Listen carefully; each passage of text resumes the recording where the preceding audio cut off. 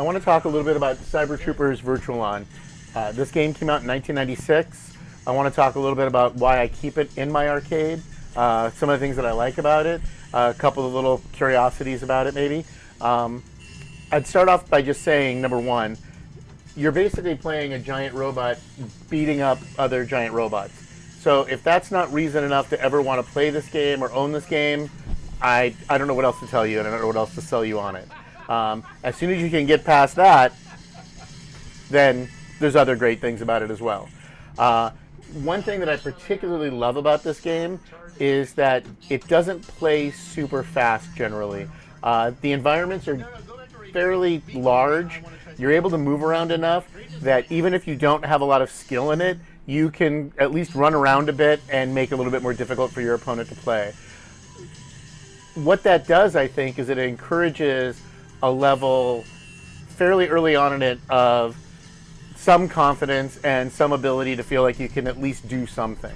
I can say from personal experience, I used to play this game when I first saw this at GameWorks up in Seattle in probably 96 or 97. I used to work not too far from GameWorks. Some friends of mine and I, after our shifts were done, we would go over there and pay like $10 a night for the last 3 hours, be able to just play unlimited games. And that was the only way I could justify at the time playing Virtual On, because I knew that I wasn't very good at it. I knew that if I played people that were really good at it, I would just lose. And it allowed me to gain some confidence in it, but it really was the only way that I felt like I could play it, was to be able to have kind of unlimited time on it. I also knew when I first started buying arcade machines or collecting arcade machines that Virtual On was one of the games that I really wanted to own. I just didn't think I'd be able to do it, to be honest with you. It's huge. These cabinets are massive, and I wouldn't see them come up for sale very often. The first time I actually saw one come up for sale locally was I was with some friends. We went to go look at some games in a warehouse. This was there. The guy, I asked about it. The guy said he'd take $700 for it. I went back next week with my friend Carl.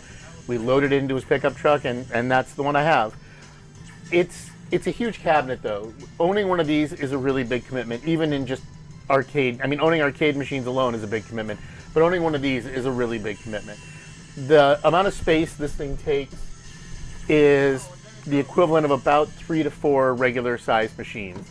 So it's not tiny at all. It's actually the exact same cabinet layout and shape, and just the same cabinet is what is used for Daytona USA. It's also used for Initial D 1 through 3. Use the exact same cabinet as well.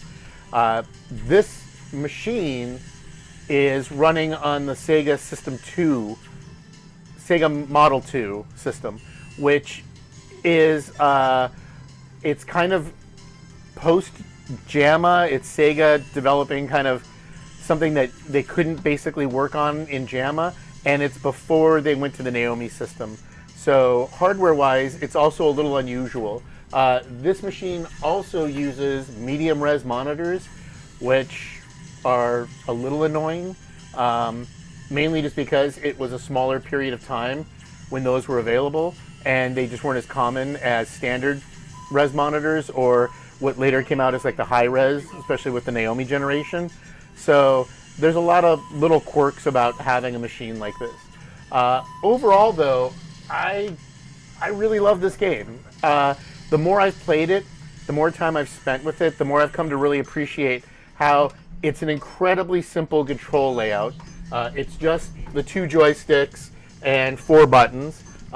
You basically get 3 main weapons, and then there is, on most of the robots that you're fighting with, you actually also get a quick burst weapon if you use the right side turbo boost and joystick at the same joystick trigger at the same time. So yeah, it's a fairly simple control scheme, fairly simple layout, yet there's a lot of depth in playing it. There is a lot to be said for the fact that you can use a lot of range to your advantage, but you also are able to fly in quick bursts. Yeah, it's really good. The more I've played it, the more time I've owned it, the more I've really come to appreciate it. And it has by far been, it's one of the machines that I've never actually considered selling. I've gotten rid of other games that are far more desirable, but this is definitely a machine that over the entire course of the time that I've owned it, I don't ever really think about selling it. Also, as you can see in the video with my friend Steve playing it, it's incredibly fun to play with the second person. It's pretty fun to play on its own, but the reality is, like most arcade games, this experience is way, way better when it's shared with a friend. It's just great. This is one of the best smack talk generating machines that I've ever owned, because no matter how much you play it or how often you spend on it, you still can get your ass kicked on it pretty quickly, and it's great. It really is an incredibly fun, good time.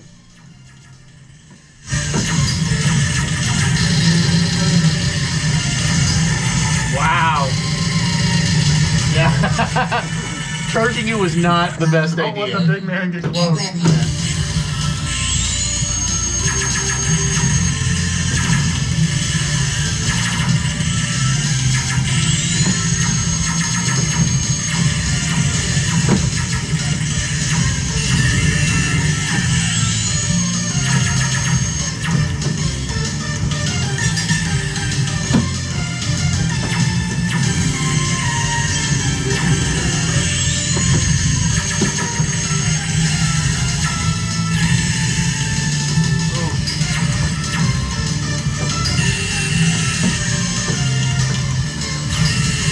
Damn it!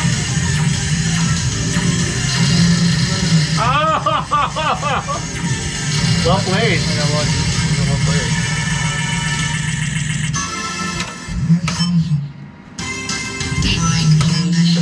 Encounter. Round one. Get ready.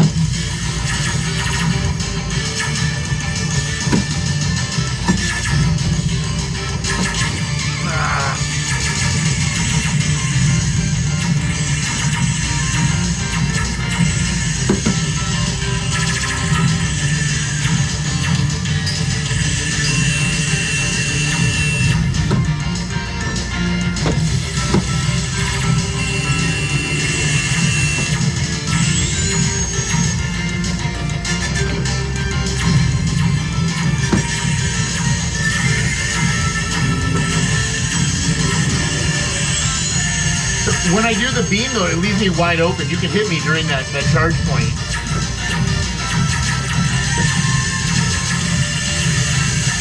Oh, shit. Yeah.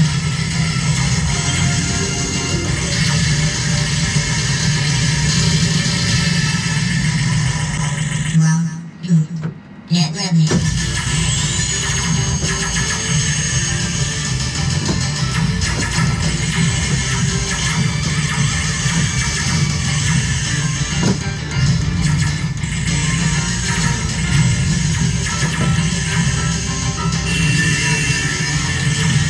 You knocked me out with that. Yeah, melee! Wait, I get all three of my weapons depleted. Well, I was gonna try to sword you, and you turned around and fucking got me. Get ready.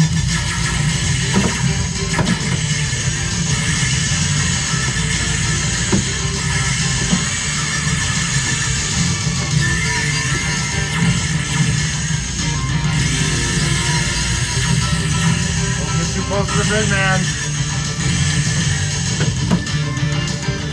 No! Oh!